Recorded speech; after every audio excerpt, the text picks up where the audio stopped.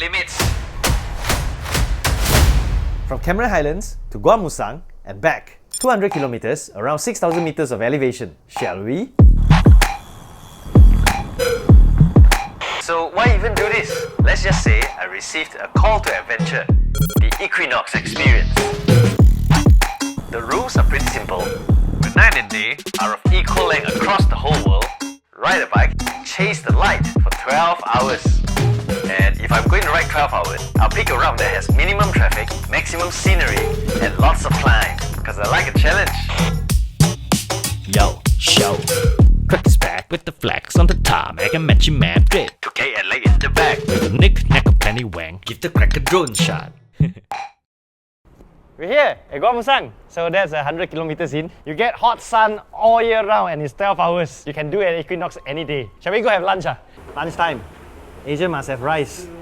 However, that joy is short-lived because it's time to climb back to the highlands.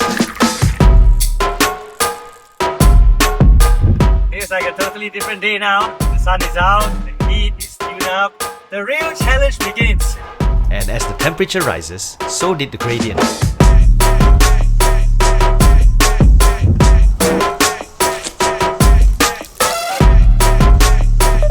We have a century, but the heat is killing me, man.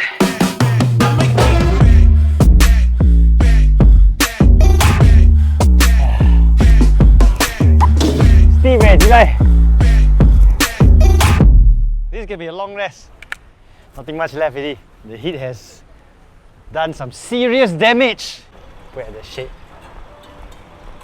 热耶，我已经太热了 ，What the fuck man，开始 cramp 了，没有热 OK 的，热到嗨这样的。Some more after this is the hardest part. Get some sodium in, you know. Hopefully it can help with the cramps. Still got like 800 meter elevation.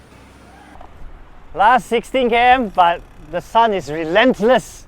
We shall fight it head on.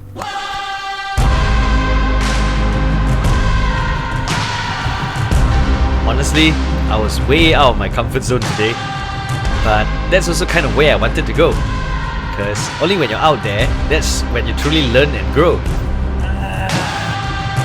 So I hope this attempt inspires you to embrace the discomfort and push yourself to new heights. And I really hope you find your limits. Because once you do, you will realize that you are stronger than you think you are. Fucking done.